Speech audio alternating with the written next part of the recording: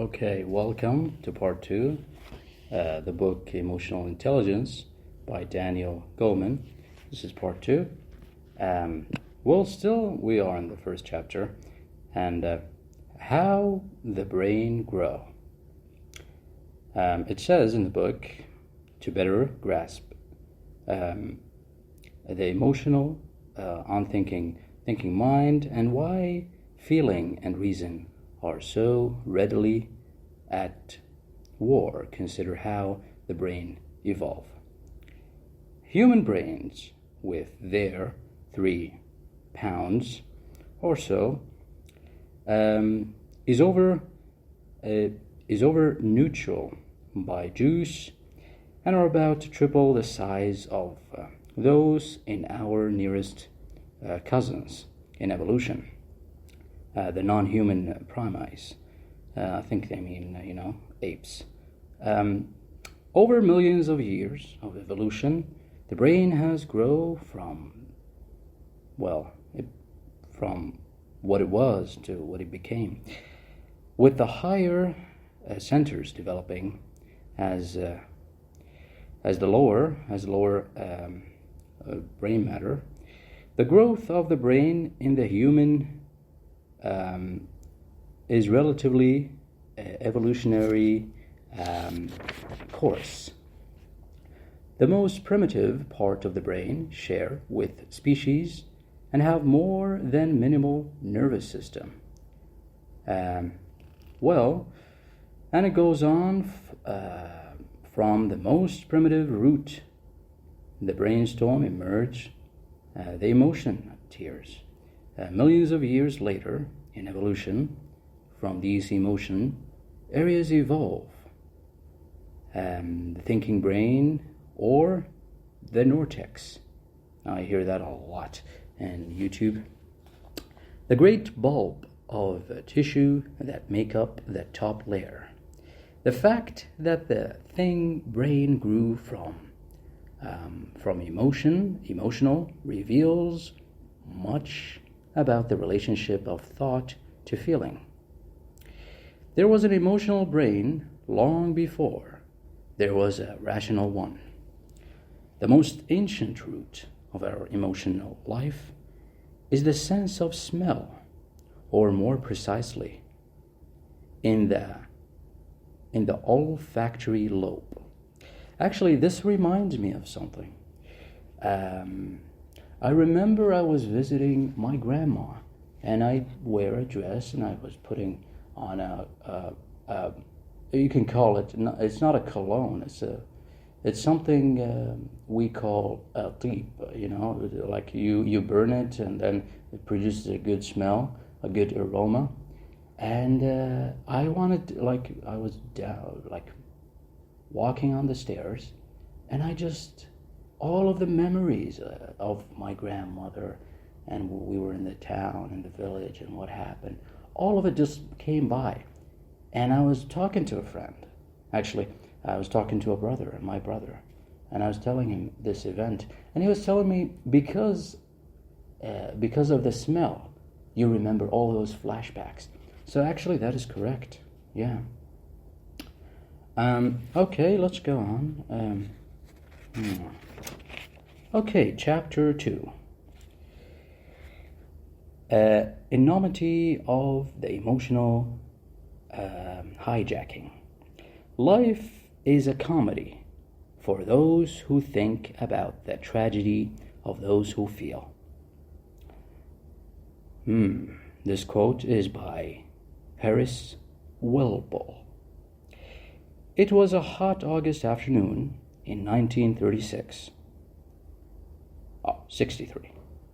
The most day that the rave marine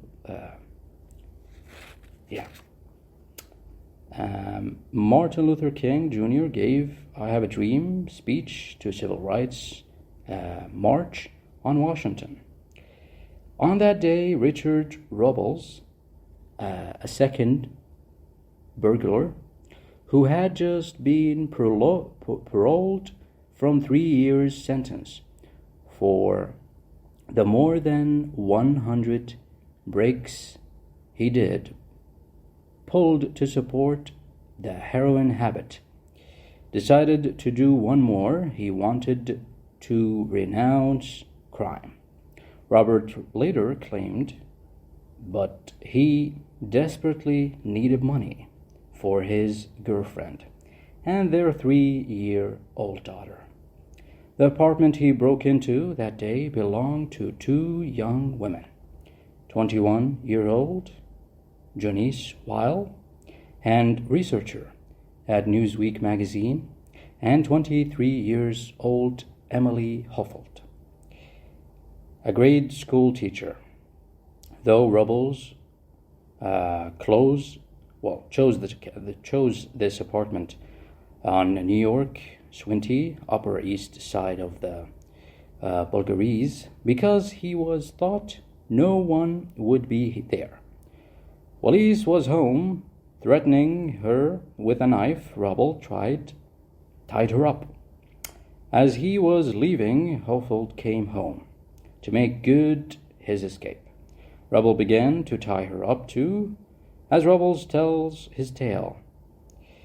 Years later, while he was trying up Hufford, Janice Wiley warned him he would not get away with his crime. She would remember his face and help the police track him down. Rubbles, who had promised himself this was to have been his last burglary. Panicked at that, completely losing control, in a frenzy, he grabbed a soda bottle and clubbed the women until they were unconscious. For lack of a better word, he was beating them. Then, washes to rage and fear, he slashed and stabbed them over and over with a kitchen knife. Looking back on that moment, some 25 years later, Rubbles remarks, "I just went bananas. My head just exploded." To this day, robbers have lots of time to regret those few minutes of rage unleashed. At this writing, he is still in prison, some 3 decades later, for what became known as the Career Girl murders. Such emotional explosions are neural hijacking. At those moments, evidence suggests a center in the limp brain just went on emergency, recruiting the rest of the brain to its urgent agenda. The hijacking occurs in an instant, triggering this reaction crucial moments before the cortex, the thinking brain, has had a chance to glimpse fully what is just happening, let alone decide if it is a good time or not. The hallmark of such hijack is that once the moment passes, those so possessed have the sense of not knowing what came over them.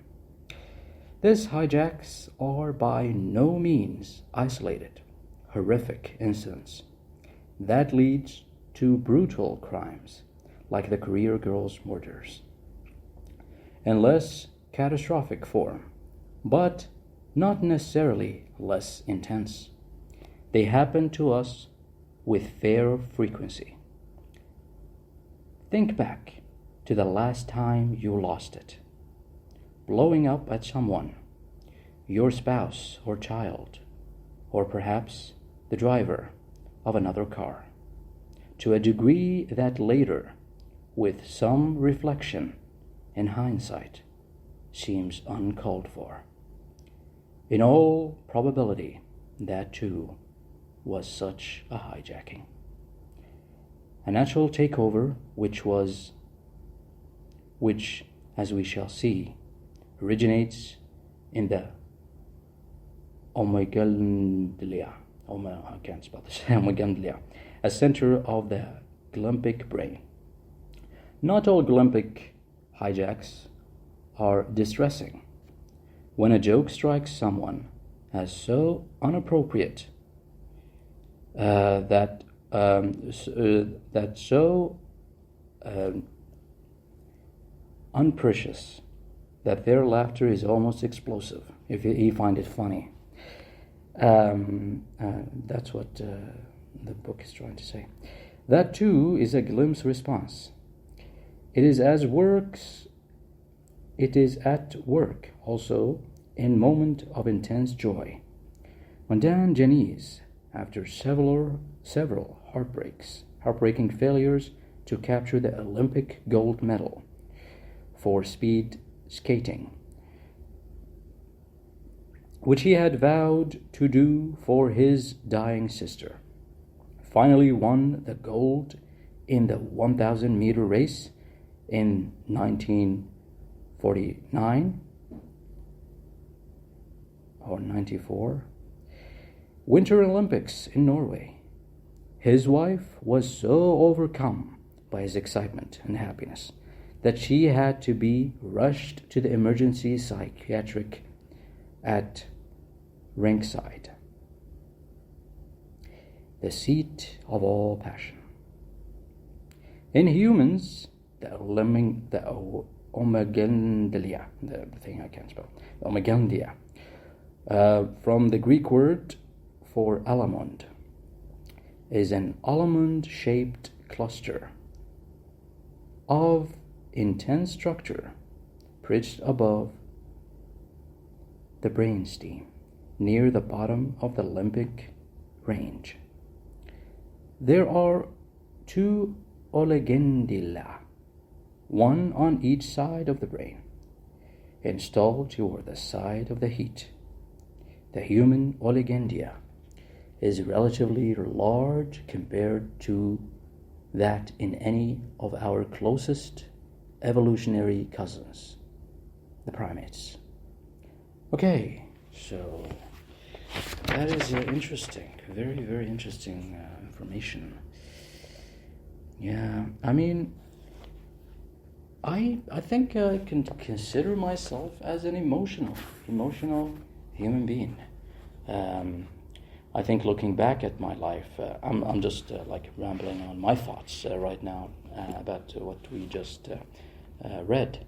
I think as an adult, I never took a decision unless it's an emotional decision. Every decision I made as a grown-up was an emotional decision. So you can see why I'm trying to figure out who I am, because this book is really great. I'm not trying to promote the book. I'm just, a guy who knows that he's an emotional human being. Never did I make a decision unless it was emotional, which speaks volume about me, My life have been fluctuating, up and down, because I make decisions based on emotion. And I understand that this is not a steady lifestyle, but that's who I am, and I have to accept it. When emotions are fast and sloppy. That is on chapter 2, the emotional brain. It was somewhere around 3 a.m. when a huge object came crushing through the ceiling in a far corner. This book is just rambling on people's experience. Sometimes I get bored reading people's, I thought this book is actually talking about knowledge, where why is emotional intelligence really important? It's a good thing. Being emotionally smart is a really good thing. So that is the idea. Let me just the emotional manager, and it talks on a friend it talks on people's emotion, harmonizing emotion and thought. The connection between this kind of knowledge, I like to read because it's gets me to understand who I am. Maybe you can understand who you are too, along with me. The connection between Amagindia, the related lump structure, and the Nortex are the hub of the battles of cooperative treaties stuck between head and heart.